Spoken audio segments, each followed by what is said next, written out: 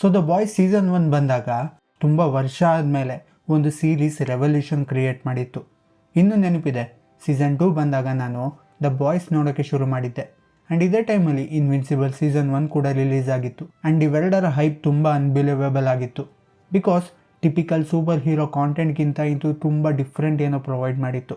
ಇದಕ್ಕಿಂತ ಮುಂಚೆ super hero ಜಾನ್ರದಲ್ಲಿ ಏನು ರೆವಲ್ಯೂಷನ್ ಆಗೇ ಇಲ್ಲ ಅಂತ ಅಲ್ಲ. ಬ್ಯಾಡ್ ಆಸ್ ಮತ್ತು ಡೆಡ್ಪೂಲ್ ಅಂತ ಮೂವಿ ಒಂದು ಪ್ರೈಮ್ ಎಕ್ಸಾಂಪಲ್ ಆಗುತ್ತೆ. But in terms of series ಇದು ಆ್ಯಕ್ಚುಲಿ ಬಿಗ್ ಡೀಲ್ ಆಗಿತ್ತು.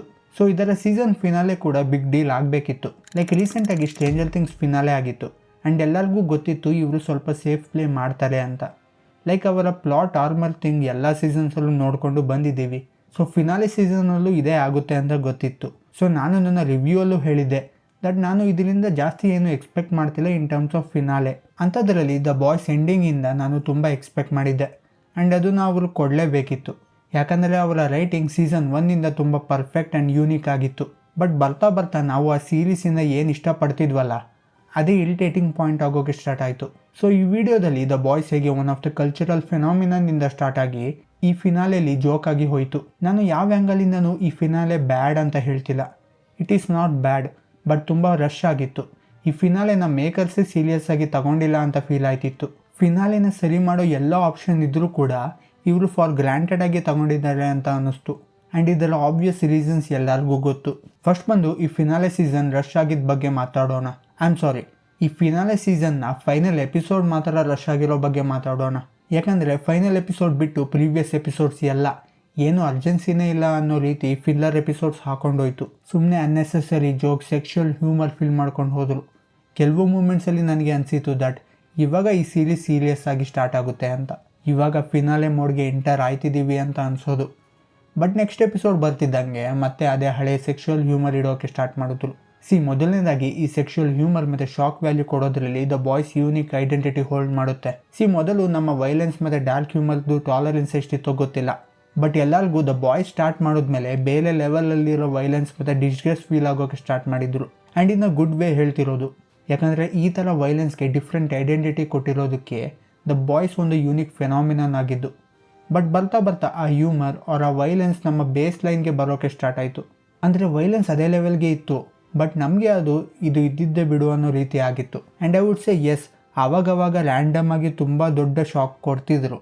ಲೈಕ್ ಇನ್ನು ದ ಬಾಯ್ಸ್ ಯೂನಿವರ್ಸ್ನ ಸ್ಪೈಡರ್ ಮ್ಯಾನ್ನ ನನ್ನ ತಲೆಯಿಂದ ತೆಗೆಯೋಕೆ ಆಗಲ್ಲ.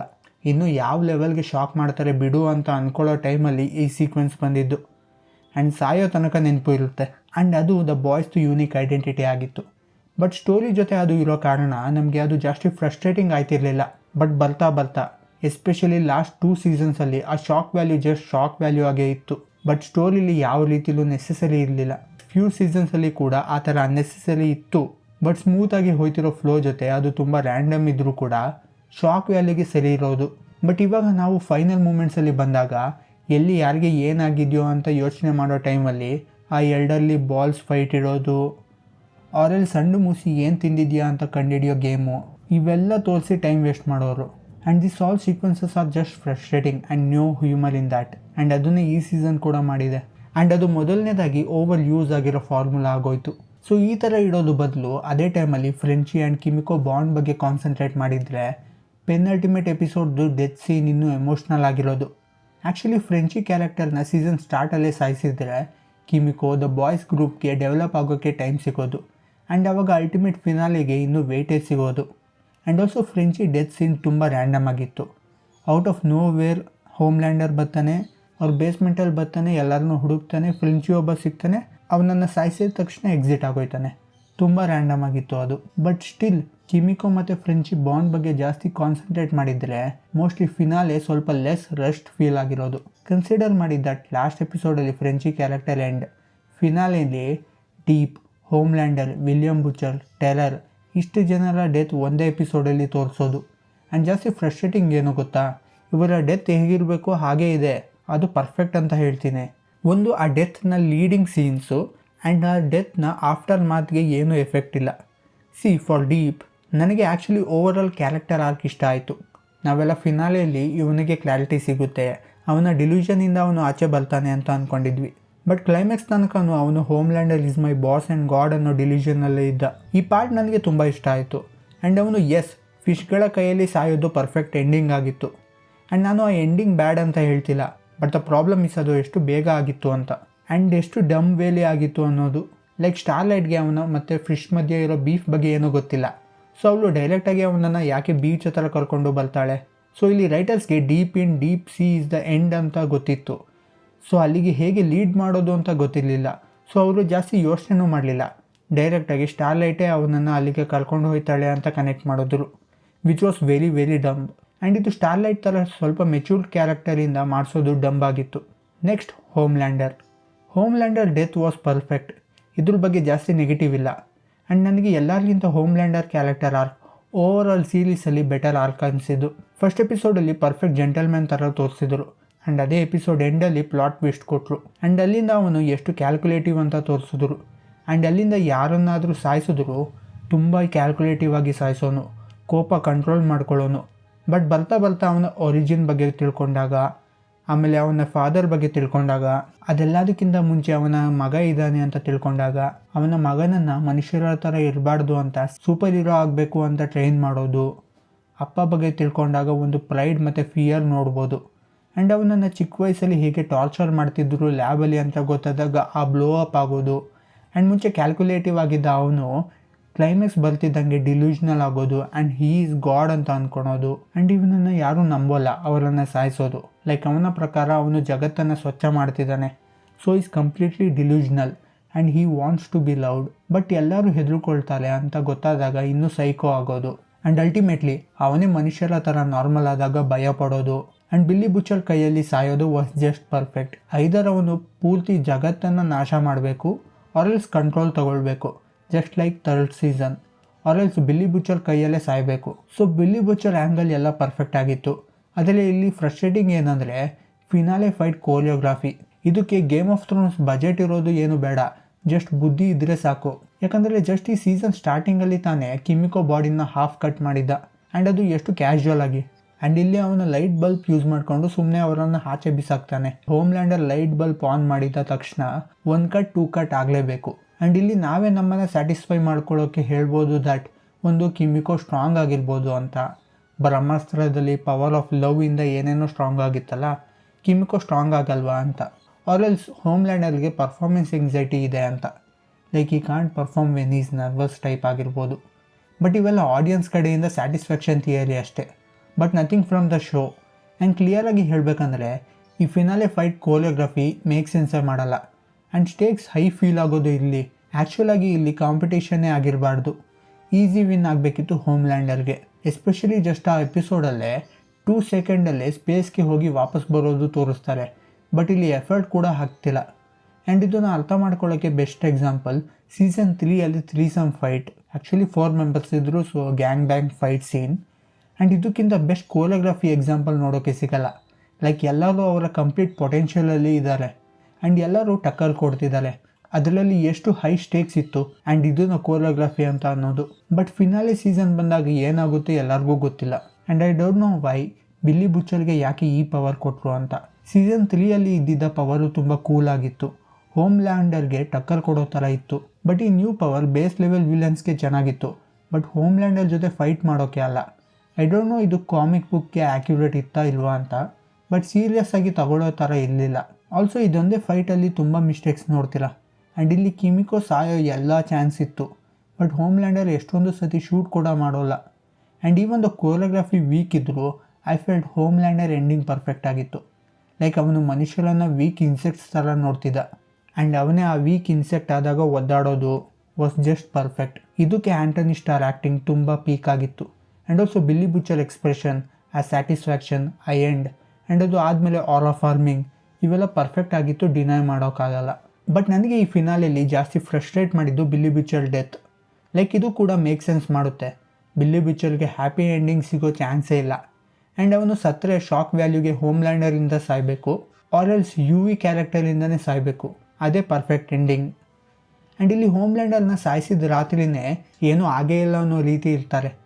ಬೆಳಗ್ಗೆ ಕೆಲಸ ಮುಗಿಸಿ ಮನೆಗೆ ಬರೋ ಹಾಗೆ. ಈವನ್ ಬೆಳಗ್ಗೆ ಕೆಲಸ ಹೋಗೋ ಸೀನಲ್ಲಿ ಕೂಡ ಒಂದು ಚೂರು ಎಫರ್ಟ್ ಹಾಕಿಲ್ಲ, ಕ್ಯಾಶುವಲ್ ಆಗಿ ಒನ್ ವೇಲ್ ಹೋಗ್ತಾರೆ. ಸೀಸನ್ 1ಇಂದ ಇಲ್ಲಿವರೆಗೂ ಏನೇನು ಪ್ಲ್ಯಾನ್ ಮಾಡಿದ್ರು ಅದೇನೂ ಯೂಸ್ ಮಾಡಲ್ಲ. ಲಾಸ್ಟ್ ಮೂಮೆಂಟಲ್ಲಿ ಏನೋ ಒಂದು ಕೇವು ಟನಲ್ ಬಗ್ಗೆ ಯೋಚನೆ ಮಾಡ್ತಾರೆ, ಡೈರೆಕ್ಟಾಗಿ ಹೋಗೋಣ ಬಿಡು ಅಂತ ನುಗ್ತಾರೆ. ಸೊ ಸೀಸನ್ 1 ಏನೇನು ಡೆವಲಪ್ ಆಯಿತು ಅವೆಲ್ಲ ವೇಸ್ಟ್ ಆಯಿತು. ಈ ಥರ ಬೇರೆ ಸೀರೀಸ್ಗಳಲ್ಲಿ ಆಗಿಲ್ಲ ಅಂತ ಅಲ್ಲ.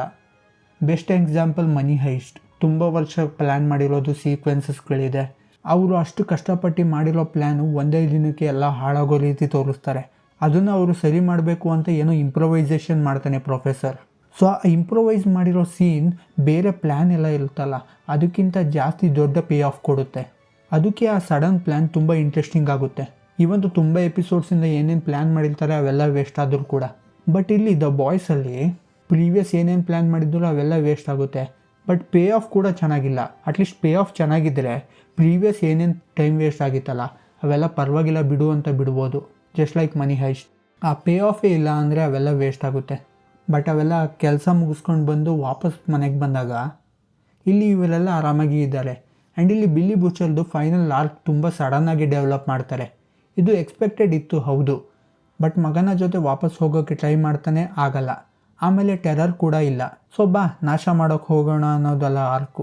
ಅದಕ್ಕೆ ಇನ್ನೂ ಸ್ವಲ್ಪ ದಿನ ಟೈಮ್ ಕೊಡಬೇಕು. ಎಲ್ಲರೂ ಅವರವರ ಲೈಫಲ್ಲಿ ನಾರ್ಮಲಾಗಿ ಹೋಗಿದ್ದಾರೆ. ಬಟ್ ಬಿಲ್ಲಿ ಬುಚರ್ ಒಬ್ಬನೇ ಇನ್ಸೇನ್ ಆಗಿದ್ದಾನೆ ಅಂತ ಇರಬೇಕು.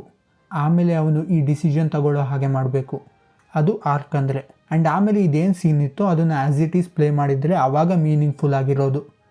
ಲೈಕ್ ಕನ್ಸಿಡರ್ ಹೋಮ್ಲ್ಯಾಂಡರ್ ಸತ್ತ ಒಂದೇ ನೈಟಲ್ಲಿ ಜಸ್ಟ್ 20 ಮಿನಿಟ್ ರನ್ ಟೈಮ್ ಗ್ಯಾಪಲ್ಲಿ ಬಿಲ್ಲಿ ಬುಚರ್ ಸಾಯ್ತಾನೆ. ಆ್ಯಂಡ್ ಇಲ್ಲಿ ಹೋಮ್ಲ್ಯಾಂಡರ್ ಸಾಯೋದು ಏನು ಕಾನ್ಸಿಕ್ವೆನ್ಸಸ್ ಇಲ್ಲ. ಸ್ಟಾರ್ಲೈಟರ್ಸ್ ಬಗ್ಗೆ ರಿಡೆಂಪ್ಷನ್ ಆರ್ಕ್ ಇಲ್ಲ, ಸ್ವಲ್ಪ ಕೇಯಾಸ್ ಇಲ್ಲ. ಸೊ ಬೇಸಿಕಲಿ ಹೋಮ್ಲ್ಯಾಂಡರ್ ಸತ್ತಿರೋದು ಸಮಾಜಕ್ಕೆ ಆರ್ ಎಲ್ಸ್ ಈವನ್ ದ ಬಾಯ್ಸ್ಗೆ ಏನೂ ಎಫೆಕ್ಟ್ ಆಗಿಲ್ಲ ಅನ್ನೋ ರೀತಿ ತೋರಿಸಿದ್ದಾರೆ.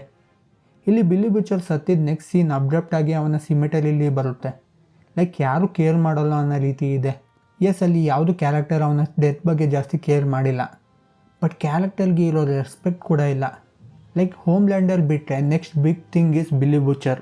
ಸುಮ್ಮನೆ ಅವನ ಡೆತ್ ಜೋಕ್ ಮಾಡಿದ್ರು ಅಂತ ಅನ್ನಿಸ್ತು. ಆ್ಯಂಡ್ ಎ ಸಿಮಿಟರಿ ಸೀನ್ ಕೂಡ ಏನು ಕ್ಯಾಶುವಲ್ ಆಗಿ ಯಾವುದೋ ಕ್ಯಾರೆಕ್ಟರ್ ಎಂಡ್ ಥರ ಮಾಡಿದ್ರು. ಅಟ್ಲೀಸ್ಟ್ ಯುವಿ ಫಾದರ್ದು ಗುಡ್ ಬೈ ಸೀನ್ ಜಾಸ್ತಿ ಎಮೋಷ್ನಲ್ ಆಗಿತ್ತು. ಆ್ಯಂಡ್ ಕ್ಯಾರೆಕ್ಟರ್ ಎಂಡಿಂಗ್ಸ್ ಕೂಡ ಅಬ್ರಪ್ಟ್ ಇತ್ತು. ಮದರ್ ಮಿಲ್ಕ್ ಕ್ಯಾರೆಕ್ಟರ್ ಸಡನ್ನಾಗಿ ರಾಯನ್ನ ಅಡಾಪ್ಟ್ ಮಾಡೋದು. ಈವಂದು ಇವರಿಬ್ಬರು ಮಧ್ಯ ಪ್ರೀವಿಯಸ್ಲಿ ಯಾವುದೂ ಬಾಂಡಿಂಗ್ ಸೀನ್ ಇಲ್ಲ. ಸಿಸ್ಟರ್ ಸೇಜ್ ಬ್ರಿಲಿಯಂಟ್ ಆಗಿದ್ದು ಏನೂ ಯೂಸ್ ಮಾಡಿಲ್ಲ.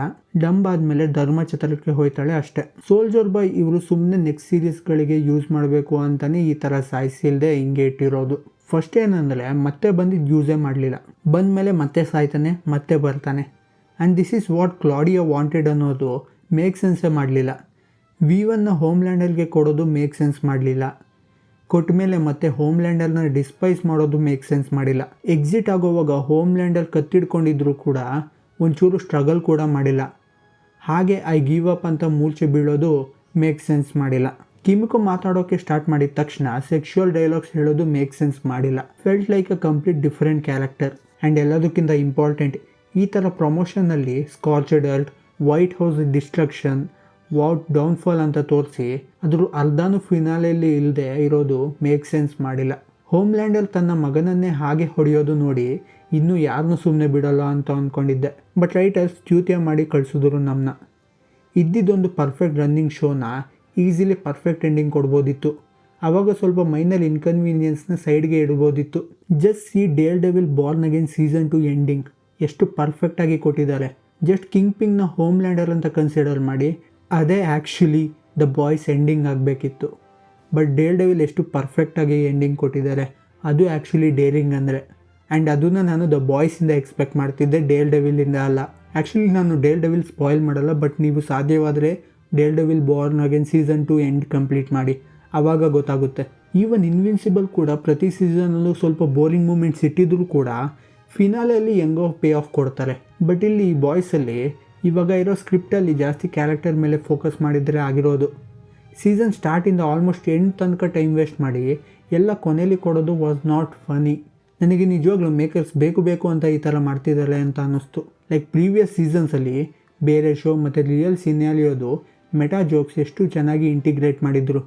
ಬಟ್ ಬರ್ತಾ ಅವರೇ ಜೋಕ್ ಆಗೋಕ್ಕೆ ಸ್ಟಾರ್ಟ್ ಮಾಡಿದ್ರು. ಆ್ಯಂಡ್ ಈವನ್ ಕಾಸ್ಟ್ ಮೆಂಬರ್ಸ್ ಕೂಡ ಫ್ರಸ್ಟ್ರೇಟ್ ಆಗಿರೋದು ನೋಡಿದ್ರೆ ಇಲ್ಲೇ ಗೊತ್ತಾಗುತ್ತೆ ಈ ಸೀರೀಸ್ ಯಾರಿಗೂ ಇಷ್ಟ ಆಗಲ್ಲ ಅಂತ ಇವರಿಗೆ ಗೊತ್ತಿತ್ತು. ಬಟ್ ಇದ್ರೂ ಸ್ಪಿನ್ ಆಫ್ ಮಾಡಲೇಬೇಕಲ್ಲ, ದುಡ್ಡು ಮಾಡಲೇಬೇಕಲ್ಲ, ಅದಕ್ಕೆ ಕೋರ್ ಸೀರೀಸ್ನೇ ಹಾಳು ಮಾಡಿದ್ರು. But I would still say Homelander ಸೀರೀಸ್ದು ಮೇನ್ ಫೋಕಸ್ ಆಗಿದ್ದ.